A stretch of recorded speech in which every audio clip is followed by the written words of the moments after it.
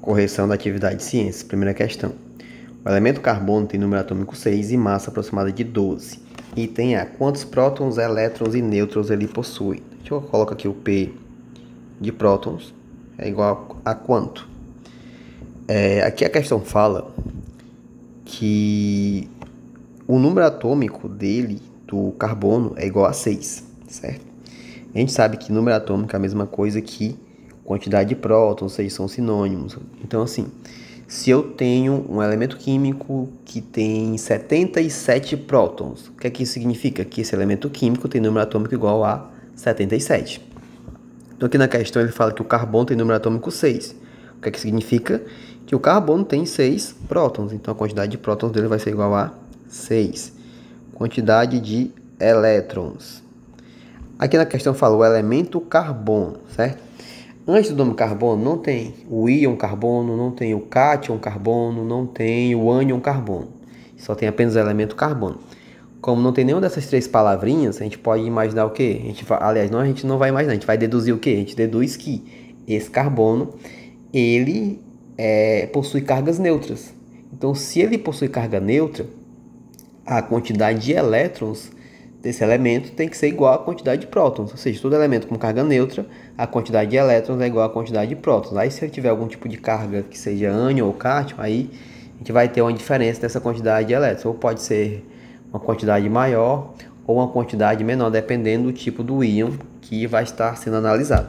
Então, nesse caso, como é um elemento neutro, a quantidade de elétrons é igual a de prótons, a gente sabe que o número atômico dele é 6, o que a gente deduz que a quantidade de prótons é 6, o que nos indica que a quantidade de elétrons também vai ser 6. Quantidade de nêutrons. Para saber a quantidade de nêutrons, a gente vai o quê? Usar aquela fórmula do A é igual Z mais o N. Quem é o A? O A é a massa. A massa aqui é quanto? 12. Então, no lugar do A aqui, ó, então A eu substituo pelo número 12. É igual, quem é o Z? Z é número atômico, é quanto aqui, ó? 6. Então, no lugar do Z eu coloco o número 6. Mais N é quem eu quero descobrir. Então, eu posso dizer que N é igual a 12 menos 6. Logo, N é igual a 6, ou seja, é tudo 6. Então, quantidade de nêutrons é igual a 6. Item B, em qual grupo / família da tabela periódica ele se encontra? Ele quem? O carbono, né? Então, aqui nesse PDF não tem uma tabela, acabei esquecendo de colocar, mas a gente pode, né? Vocês podem ir lá na questão anterior e consultar a tabela periódica para poder responder aqui o item B. Eu vou aqui abrir uma tabela periódica. E a partir daqui dessa tabela aberta, a gente vai procurar onde é que está o carbono. Então, aqui, ó, encontrei o carbono. A gente vê que aqui tem um número atômico 6, tem um símbolo dele e tem um nome. Esse carbono aqui, ele está o quê? No grupo ou família 14. Então, a resposta do item B, ele se encontra no grupo ou família 14, certo? São as linhas verticais. As linhas horizontais são chamadas de períodos ou séries. Segunda questão, qual é o número atômico do oxigênio? Então, a gente volta novamente aqui na tabela periódica e procura o oxigênio. Encontrei aqui o oxigênio, certo? Qual é o número atômico dele? Aqui em cima, ó, tem o número 8. Então, o número atômico do oxigênio é igual a 8. Terceira questão. No modelo atômico de Rutherford, a maior parte do átomo é. Então, como é que... vamos entender como é que funciona o modelo de Rutherford. Como foi que ele chegou nesse modelo? Ele fez um teste, né, um ensaio, com uma fina camada de ouro, uma lâmina bem fina de ouro.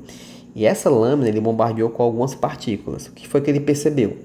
A grande maioria dessas partículas, elas passavam direto. Mas uma pequena parte sofria alguns desvios. Ou seja, ele propôs que ali tinha alguma coisa, né, que a partícula entrou em colisão e sofreu aquele desvio. Então ele percebeu que a maior parte, né, do átomo no modelo de Rutherford, a maior parte é o quê? Espaços vazios e tem um núcleo muito pequeno e denso, onde a partícula ela entrava em contato, não conseguia atravessar e sofria aquele desvio. Então o que a gente pode analisar aqui no item A? Fala núcleo positivo. A gente percebeu, né? A gente sabe que no núcleo existem os prótons, e os prótons vão ter que cargas positivas. Então o núcleo positivo está ok. Com elétrons parados. Os elétrons eles não estão parados, eles estão o quê? Em movimento na eletrosfera. Então aqui, esses elétrons parados, né, é o que deixa a questão aqui inválida. O item A anula. No item B, massa concentrada. Realmente tinha uma massa muito concentrada, só que numa pequena parte, né, do átomo, que é o núcleo, e sem espaço vazio. A gente percebe que não, porque várias partículas passaram direto. Então tem espaços vazios. Então o item B também vai ser errado. Item C, espaço vazio, certo? Como a gente acabou de ver no item anterior. E com elétrons em movimentos. Então a gente sabe que os elétrons vão estar em movimento lá na eletrosfera. Então o item correto aqui é o item C. E o item D, o que é que ele fala no item D? É núcleo negativo, a gente sabe que no núcleo tem o próton e o próton vai ter carga positiva. Então não tem como ter um núcleo negativo, todo núcleo vai ser positivo. Então núcleo positivo, aliás, aqui núcleo negativo, com elétrons orbitando. Então o item D está errado, né? Incorreto devido a essa questão do núcleo ser negativo. Questão 4. Qual foi a experiência que levou o Rutherford a propor seu modelo atômico? Então a gente acabou de ver lá na questão anterior, acabei de falar para vocês, que foi a experiência com a fina camada, né? Uma lâmina de ouro, uma fina lâmina de ouro. Quarta questão. Qual alternativa mostra corretamente a ordem histórica dos modelos atômicos? Então, qual foi o primeiro modelo atômico? Foi a bola de bilhar. Quem propôs? John Dalton. Assim, antes de John Dalton, teve também o modelo atômico lá da Grécia Antiga. Só que aqui a gente só está tratando a parte de Dalton, certo? Então, Dalton, se você analisar aqui dos itens A até o D, a gente vai ter de Dalton até Bohr. Então, no item A, ele fala o quê? Rutherford como o primeiro. A gente sabe que não. Então, a gente pode botar como questão errada. Lá no item C, ele fala que Thomson é o primeiro. Então, a gente também pode colocar como errado. Porque a gente sabe que o primeiro modelo é o de Dalton. Eu falo primeiro modelo com as opções que a questão dá, certo?